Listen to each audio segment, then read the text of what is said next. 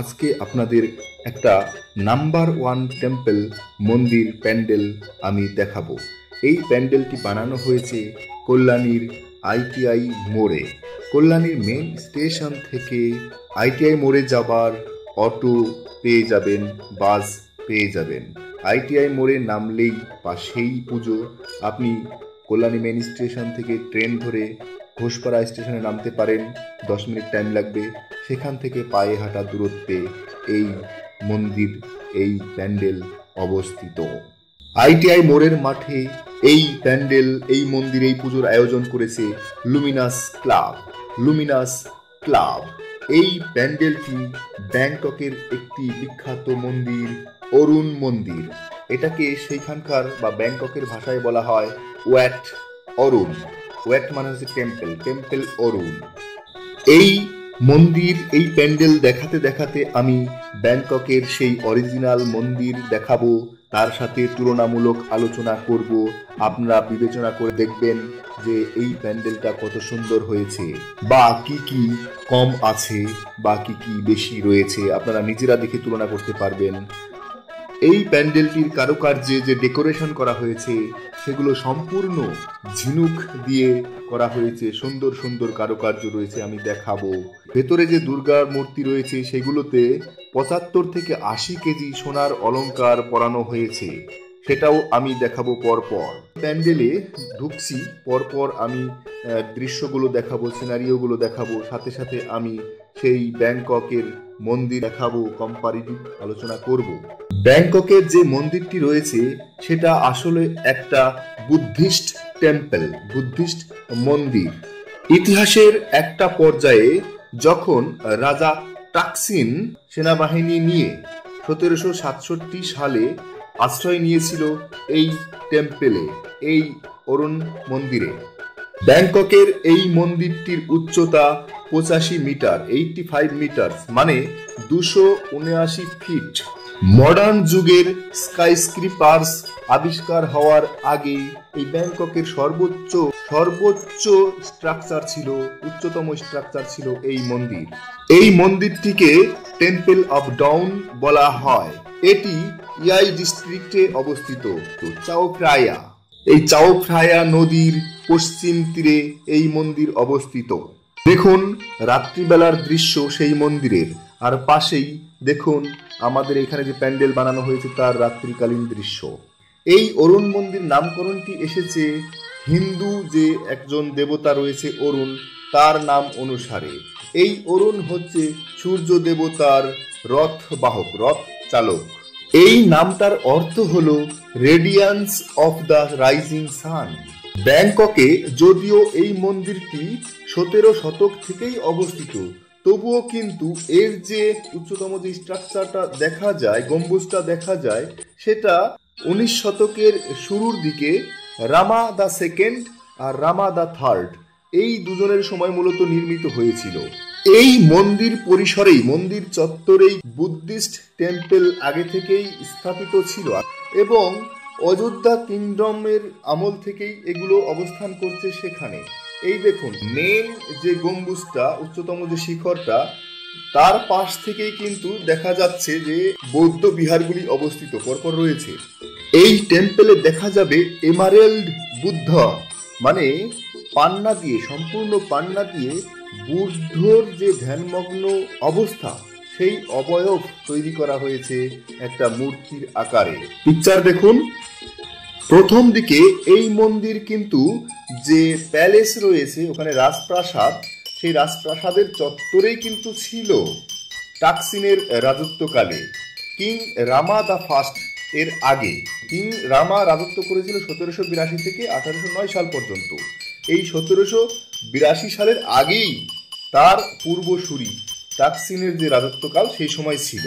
এই ফটোটা দেখলে সম্পূর্ণ ক্লিয়ার হয়ে যাবে যে সেই রয়্যাল প্যালেসের চত্বরেই মন্দিরটা রয়েছে। পরবর্তী সময়ে কিন্তু সেই প্যালেসটাকে নদীর পূর্ব সাইডে, অন্য সাইডে প্যালেসটা স্থানান্তরিত করা হয়, রাজপ্রাসাদটা নিয়ে যাওয়া হয়। তার পিকচার দেখুন এখানে, কত সুন্দর palace.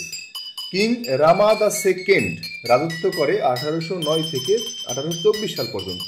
King Rama the second এই মন্দিরটাকে রেস্টোর করে। এবং সে একটা প্ল্যান করে যে এইখানে প্যাগোডা 70 মিটার উঁচু প্যাগোডার আকৃতি বা প্যাগোডা মন্দির তৈরি করা হবে। যে মেন মন্দিরের পাশে যে স্ট্রাকচারগুলো দেখতে পাবেন সাথেই লাগোয়া প্যাগোডার স্ট্রাকচার আপনারা দেখতে পাবেন। পরবর্তী সময় এই প্যাগোডা সম্পূর্ণ করা হয় কিং রামাদা থার্ডের সময়। কিং রামাদা থার্ড রাজত্ব করেছিল 1824 থেকে 1851 সাল পর্যন্ত। আপনারা দেখতে পাচ্ছেন বন্ধুরা যে ওইখানকার মানুষগুলোর কিন্তু পূর্বসূরি ছিল হিন্দু, এবং হিন্দু যে রাজা রাম এদেরও পূর্বসূরি কিন্তু একই, এবং তারা তাদের ভক্তি শ্রদ্ধা এতটাই যে তারা রামের বংশধর হিসেবেই কিন্তু নিজেদের নাম রেখে আসছে। তারা এইখানে বৌদ্ধ ধর্মের সঙ্গে হিন্দু যে কালচার সেটাকে কিন্তু তারা অবহেলা করেনি বা ফেলে দেয়নি, সেটাকে তারা ধরে রেখেছে। বুদ্ধ এবং হিন্দু ধর্মের সংমিশ্রণ কিন্তু এই মন্দিরে ফুটিয়ে তোলা হয়েছে বা দেখা যায়। হিন্দু ধর্ম থেকেই আলাদা হয়ে একটু বৌদ্ধ ধর্মের সৃষ্টি হয়েছে। এই মন্দিরের যে মূল শিখর সেখানে যে ডেকোরেশনটা রয়েছে সেটা কি মূলত পোর্সিলিন এর কাজ, চায়না থেকে নিয়ে আসা পোর্সিলিন এর কাজের ডেকোরেশন এই মন্দিরের গায়ে মূল শিখরের গায়ে কিন্তু ফুটিয়ে তোলা হয়েছে। অনেকে এটাকে প্যাগোডার স্তূপ হিসেবে বর্ণনা করে থাকেন। আর প্যাগোডা হচ্ছে বৌদ্ধদের উপাসনালয়। কালারফুল টিন গ্লেজড পটারিতে এই কারুকার্য ফুটিয়ে তোলা হয়েছে। এখানে রয়েছে একটি অর্ডিনেশন হল। এই অর্ডিনেশন হলের সামনে দেখা যাচ্ছে যে আমরা যাকে যক্ষ বলি, যক্ষরাজ, সেই যক্ষ এই গার্ড দিচ্ছে এই অর্ডিনেশন হলটাকে। অর্ডিনেশন হল হচ্ছে মূল পূজার যে মন্দির বা স্থান। এগুলো হচ্ছে অর্ডিনেশন হলের গেট বা এন্ট্রেন্স, আর এই যে হচ্ছে অর্ডিনেশন হল। আর এই অর্ডিনেশন হলের মধ্যেই রয়েছে মূল গৌতম বুদ্ধের ইমেজ বা তার স্ট্যাচু, মূর্তি সেখানে ধ্যানমগ্ন অবস্থায় বানানো রয়েছে। মাঝখানের যে মূল গম্বুজ বা স্তূপ বা স্ট্রাকচারটি রয়েছে সেটাতে দেখা যাচ্ছে ইন্দ্র বসে রয়েছে, ঐরাবত নামক হাতির পিঠে ইন্দ্র বসে রয়েছে। আর আপনারা দেখতে পাচ্ছেন এইখানে এই আইটিআই মোড়ের এই প্যান্ডেলের যে কারুকার্য সেটা কিন্তু করা হয়েছে অঙ্ক দিয়ে সুন্দর সুন্দর দৃশ্যপট ফুটিয়ে তোলা হয়েছে। অরুণ মন্দিরের গায়ে যে কারুকার্যগুলো রয়েছে তার মধ্যে একটা হচ্ছে যক্ষ এবং মাংকি সাপোর্টিং ফিগার হিসেবে দাঁড় করানো রয়েছে, ডেকোরেট করা হয়েছে সেইভাবে। এটা এখানে দেখুন মাংকি এবং যক্ষ সাপোর্টিং ফিগার হিসেবে কাজ করছে। আবার এইটাতে দেখুন এই পরের ইমেজটাতে এইখানে যক্ষ আর মাংকি সাপোর্টিং হিসেবে আবার অন্য এক জায়গাতে ফুটিয়ে তোলা হয়েছে। আর এই যে এটা হচ্ছে হোয়াইট, এটা সাদা কালারের, শুধু যক্ষরাজকে দিয়ে ফুটিয়ে তোলা হয়েছে যক্ষ অ্যাজ দ্য সাপোর্টিং ফিগার। এই আইটিআই মোড়ে উদ্বোধনের দিনেই লাখো লোকের সমাগম হয়েছে। এখানে প্রচুর পরিমাণে পুলিশ মোতায়েন করা হয়েছে। মন্দিরে প্রবেশের জন্য যে লাইন দেওয়া হবে, এন্ট্রেন্স এবং এক্সিট, সেটাকে সুশৃঙ্খলভাবে সুন্দরভাবে মেনটেন করা হচ্ছে। এখানে দৃশ্যপট ফুটিয়ে তোলার জন্য যে ঝর্ণা ফোয়ারা আয়োজন করা হয়েছে বা লাগানো হয়েছে সেটা কিন্তু এই দৃশ্যটাকে অন্য এক মাত্রায় নিয়ে যায়। প্যান্ডেলের স্ট্রাকচারের গায়ে গায়ে নিখুঁতভাবে নিপুণভাবে শিল্পীরা কারুকার্যগুলোকে ফুটিয়ে তুলেছে, দৃশ্যপটকে তুলে ধরেছে, এবং এক একটা দৃশ্যপট সম্পূর্ণরূপে একদম ফুটিয়ে তোলা হয়েছে দেখুন নিখুঁতভাবে।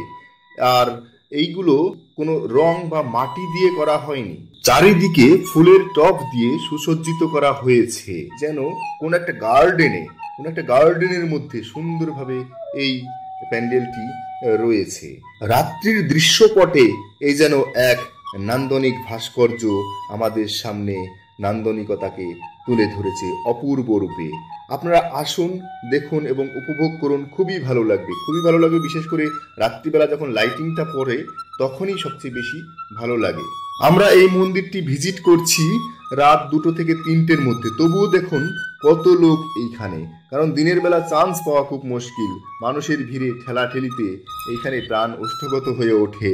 তাই দিনের বেলাটাকে এড়িয়ে আমরা রাত্রিবেলাতে এসছি এই মন্দিরটি পরিদর্শন করতে, এবং ভিড় কম থাকলে এই মন্দিরের ভিউটা খুঁটিনাটি ভালো করে তুলে ধরা যাবে, আপনাদের দেখানো যাবে। তার জন্য আমি রাত্রিবেলাতে এসে এই ভিডিওটা করছি।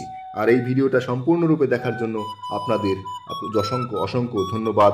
পুজো সকলের সুন্দরভাবে কাটুক সেই শুভকামনায় বিদায়।